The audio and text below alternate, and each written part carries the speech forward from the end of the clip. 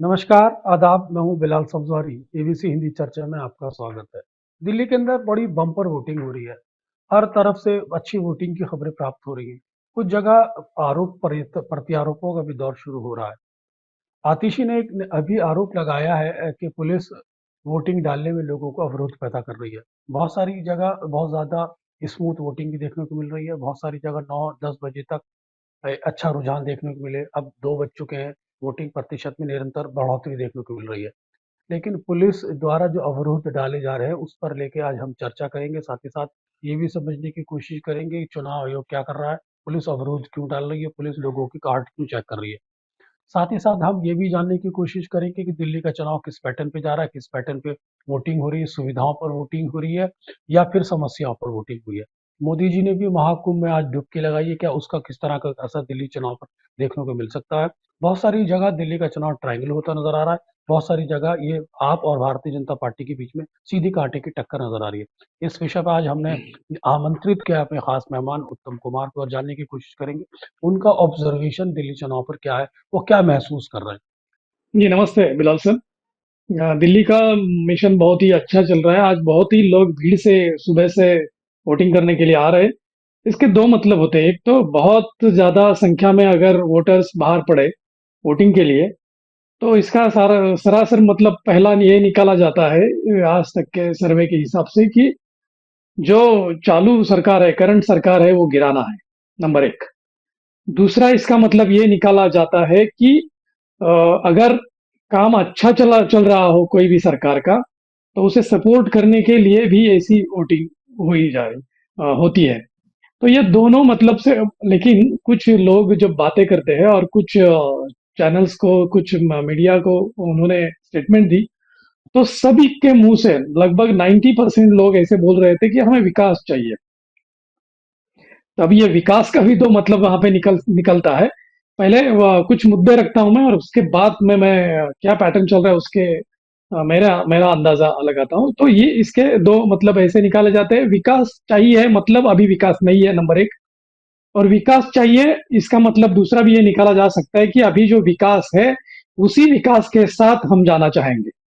ये दो मुद्दे क्लियर कट वोटर्स ने बता दिए।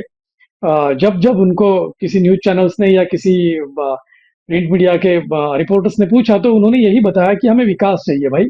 बाकी राजनीति होती रहेगी, बाकी किसी ने क्या आरोप किया, कौन जेल के अंदर था, वो हमसे मत पूछिए।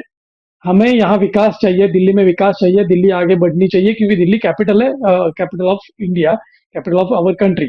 सो उसके हिसाब से विकास चाहिए, ये बहुत लोगों का मानना था। और बहुत सारे तादाद में, बहुत सारी संख्या में लोगों ने वोटिंग किया है। इसका बहुत सारे लोगों को जब पूछा गया, तो वो बोल रहे थे, वो कह रहे थे कि हम बाहर पड़े क्योंकि कुछ पार्टियों ने हमें ऐसे बताया। और जब जो कोई बाहर नहीं पड़ा था अभी तक वोटिंग के लिए, वो भी बता रहा है कि अब अगर कुछ चाहते हैं, तो बदलाव के लिए वोटिंग करना जरूरी है, वोटिंग के लिए बाहर पड़ना जरूरी है। तो जब रिपोर्टर ने, एक मैं किस्सा बताता हूँ, एक रिपोर्टर ने पूछा कि बदलाव क्या चाहते हैं, अभी की सरकार बदलना चाहते हैं या अभी जो विकास चल रहा है उसमें और कुछ बदलाव चाहते हैं। तो उसने भी बहुत ही मजेदार उत्तर दिया, जवाब दिया कि बदलाव चाहते हैं, कि अभी की जो कंडीशन है उसमें हम बदलाव चाहते हैं। वो चाहे अभी का जो विकास है वो हमें पसंद नहीं है। बहुत सारी चीजें फ्री मिल रही है, स्कूल फ्री मिल रही है, बाकी सुविधा जो राशन पानी वगैरह सब फ्री मिल रही है, लेकिन और भी कुछ समस्याएं हैं, वो समस्याएं भी हल होनी चाहिए। उसके लिए भी हम कुछ अच्छे कैंडिडेट्स को मैदान में या चुनाव में जिताना चाहते हैं। ये क्लियर कट लोगों का कहना था। और यही पैटर्न से आज चल, इसकी वजह से हम कंक्लूड जब करेंगे कि क्या नतीजा आ सकते हैं। तो अभी तो दोपहर तक, जो अभी 1 बजे तक 33% वोटिंग हुआ था, और अभी अभी मैंने देखा 5 10 मिनट पहले, तो लगभग 40% तक का वोटिंग हुआ था। ज्यादा से ज्यादा दिल्ली में 60 65 तक परसेंट तक वोटिंग हो जाएगा। और अभी तो लोगों का मानना, विकास विकास करे इसका मानना ऐसा है कि लोग अभी तो आपको ही हैट्रिक करने का चांस दे रहे हैं, ऐसे दोपहर तक तो लग रहा है। अब दूसरी लेकिन बात तो यहाँ लेकिन पे ये उत्तम भी। उत्तम उत, लेकिन उत्तम मैं ये समझना चाह रहा हूँ, देखिए जनता के मन में क्या होता है वो बड़ा मुश्किल होता है निकालना। जिस तरह से हम्म। पत्रकार उनसे बात करने की कोशिश करते हैं और उनकी मन की बात या उनके दिल की बात बाहर निकालना चाहते हैं, तो वोटर भी बड़ा चतुर होता है। वो विकास के नाम पर दोनों को कंफ्यूज कर देता है। वो विकास का नाम लेकर हम्म। समझ लीजिए कि वो चीज को छुपा रहा है। अगर वोटर को कुछ सीधा सीधा हम्म। बताना है, उसे डरने की क्या जरूरत है? सीधा सीधा बताना चाहिए कि मैं भाजपा के पक्ष में कर रहा हूँ, मुझे मोदी जी चाहिए, या फिर मुझे केजरीवाल चाहिए, या फिर मुझे कांग्रेस चाहिए। हम्म। सीधे वोटर को बता देना चाहिए। हम्म। अगर वोटर खुल के नहीं बता रहा है, तो इसका मतलब उसके दिल में क्या है वो किसी को नहीं मालूम। लेकिन महिलाओं का ट्रेंड हम्म। हमें देखने को मिल रहा है, आपकी तरफ अभी भी बना हुआ है। तो आप ओवरऑल क्या ऑब्जर्व कर पा रहे हैं? क्या केजरीवाल हैट्रिक लगा पाएंगे, या मोदी की डबल इंजन की सरकार, मोदी जी कुंभ में डुबकी लगा रहे हैं, क्या उसका असर दिल्ली चुनाव में आ सकता है? या मोदी जी इस बार केजरीवाल को सत्ता से हटा लेंगे, या केजरीवाल एक बार फिर हैट्रिक लगाने में कामयाब हो जाएंगे? इस पैटर्न पे आपको किस तरह से लग रहा है चुनाव? बिल्कुल। सही बात रखी कि आप आपके पहले मुद्दे का पहले जवाब देता हूं मैं। महिलाओं का बहुत ही वोटर बाहर पड़े हैं, और महिलाओं का ज्यादा सकारात्मक रुख दिखाई दे रहा है उसकी। कुछ लोगों ने ऐसा भी बताया, और कुछ दिखाई ऐसा दे रहा है कि आपने एक जो लास्ट में जो सीएम बनाई, वो लेडी सीएम बनाई थी। हालांकि दिल्ली में आगे पहले भी शीला दीक्षित जी थी, लेडी सीएम थी।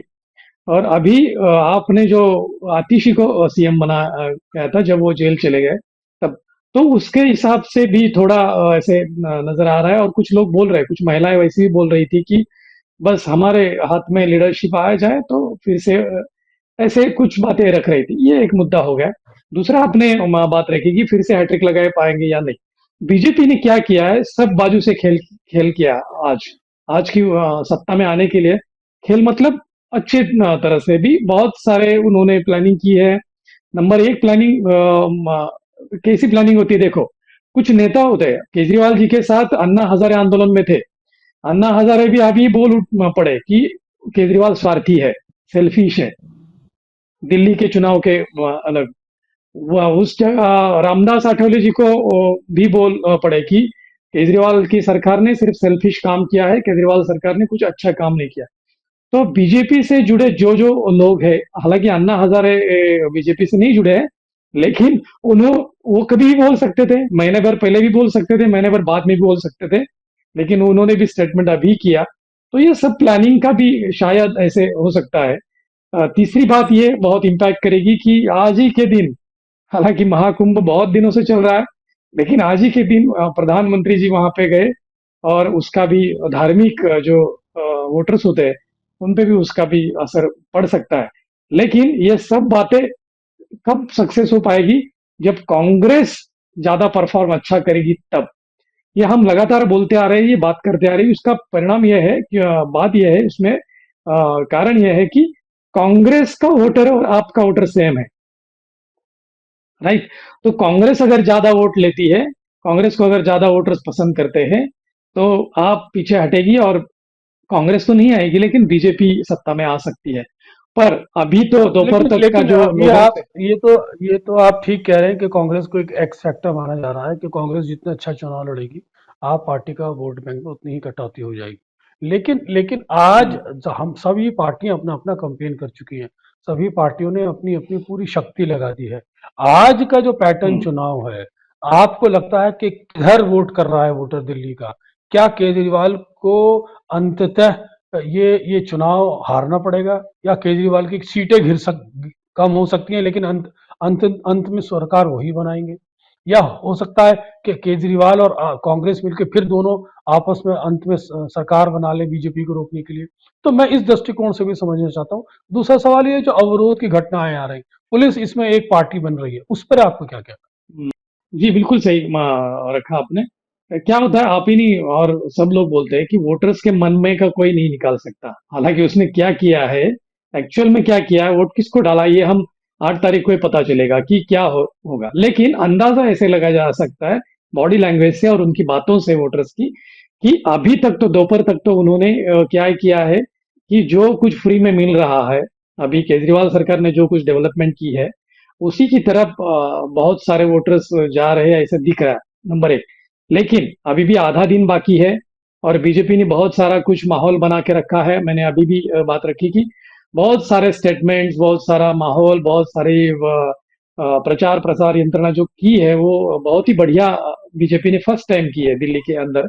तो उसका इम्पैक्ट डेफिनेटली हो सकता है। और अब आपका जो सेकंड मुद्दा है कि जो चुनाव आयोग हो या पुलिस अब एक पार्टी बन के आगे आ रही है।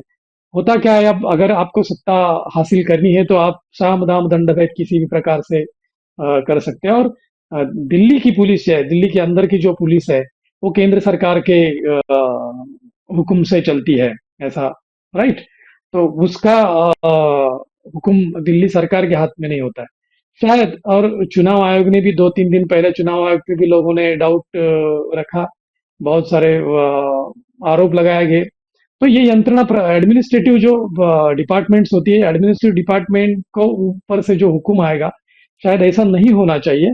लेकिन अब वहां अगर पुलिस कोई पार्टी बनकर उभर आती है और लोगों को रोक लगा रही है, तो उसका एक दूसरा भी कारण ऐसा बताया जा रहा है कि कहाँ पे फर्जी वोटिंग भी हो रही है बहुत सारी जगह।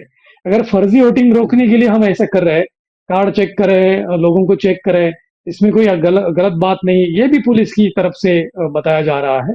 और चुनाव आयोग ने भी कल भी स्पष्ट किया कि हम कोई पार्टी नहीं है और हम कोई जो दूध का दूध पानी का पानी होगा वो रखा जाएगा, ऐसे एडमिनिस्ट्रेटिव पार्टियों ने भी बताया। लेकिन लोगों का ऐसा मानना है, कुछ लोगों का, विपक्ष का भी मानना है कि ये पुलिस और चुनाव आयोग ऐसा काम कर रहा है। अगर ऐसे होता होगा तो वो गलत बात है।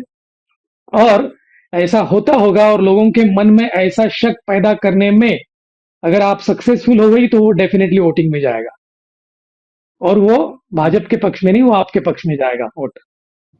हाँ, लेकिन वो आप ठीक कह रहे हैं कि कुछ जगह फर्जी वोटिंग हो रही है, लेकिन फर्जी वोटिंग को रोकने का काम पुलिस का नहीं है, बल्कि जो बूथ पर अधिकारी हैं वो उसको चेक करते हैं। पुलिस पुलिस का काम लॉ एंड ऑर्डर मेंटेन करने का होता है। तो आपने बड़ा अच्छा पॉइंट रखा है, ये चुनाव परफॉर्मेंस और परसेप्शन के बीच में आके घिर गया है। ये चुनाव सुविधाओं पर हम्म। और समस्याओं के बीच में आके घिर गया। लोग उत्साह से तो वोट कर रहे हैं, लेकिन जनता अपने मन की बात नहीं बता रही कि वो किधर वोट करेगी। इशारा आपने साफ किया कि महिलाओं का जो रुझान है वो आप पार्टी की तरफ है, क्योंकि केजरीवाल ने जिस तरह से आतिशी को एक मुख्यमंत्री का चेहरा बनाया था, हो सकता है वो उनके लिए एक ट्रम्प कार्ड साबित हो जाए। उधर कुंभ में भी प्राइम मिनिस्टर नरेंद्र मोदी डुबकी लगा रहे हैं। हो सकता है धार्मिक सेंटिमेंट के माध्यम से जो भारतीय जनता पार्टी या देश का या दिल्ली का जो धार्मिक वोटर है वो उसका भी प्रभाव ले सकता है। इस चीज को नकारा नहीं जा सकता। हम्म। लेकिन जिस तरह से कुछ जगह छुटपुट घटनाएं देखने को मिली है, एआईएम भी लड़ रही है, और जो थर्ड फैक्टर है स्विंग वोट, आप किधर देख रहे हैं? ओबीसी दलित और माइनॉरिटीज का जो स्विंग वोटर है वो किधर जा सकता है, क्योंकि दिल्ली चुनाव आमतौर पर स्विंग वोटर तय करता है। तो स्विंग वोटर का आपके बारे में आपका क्या रुझान है उसके बारे में? जी, जी, बिल्कुल। वो वोटर जो है वो पहले से ही हालाँकि बहुत सालों से और अभी भी कुछ इधर-उधर हो सकता है 19-20, लेकिन बहुत सारे वो अगेंस्ट बीजेपी ही जाएँगे। वो डेफिनेटली कांग्रेस के वोटर से पहले से ही। अभी उनमें से कुछ लोग आपको देंगे या कुछ लोग कांग्रेस के साथ जाएँगे, क्योंकि कांग्रेस भी अब इस डर आपको डर सिर्फ कांग्रेस का है अभी फिर भी। हालांकि वो अगर जीत के आएंगे तो आप और कांग्रेस मिलकर सरकार बनाएगी वगैरह वगैरह, वो सब हो सकता है डेफिनेटली। दोनों मिलकर सरकार बना सकते हैं या आप क्लियर मेजोरिटी में भी आ सकती है। लेकिन अभी तो आपको डर है वो कांग्रेस का, क्योंकि कांग्रेस अगर ज्यादा वोट ले सकती है, या आपने कहा कि माइनॉरिटीज के वोट कहाँ जाएंगे, तो वो डेफिनेटली कांग्रेस को जाएंगे। अगर वो वोट कांग्रेस को चले गए तो कांग्रेस बेहतर परफॉर्म कर पाएगी बाकी लोगों के साथ भी। और कांग्रेस अच्छी परफॉर्म करती है तो बीजेपी को कोई डर नहीं। बीजेपी अब थोड़ा बहुत फासले से सत्ता में आ सकती है, लेकिन अभी आधा दिन बाकी है। अब तक दोपहर तक तो डेफिनेटली वोटर्स का जो रुझान है या थोड़ा झुकते नजर आया वो आपकी तरफ है।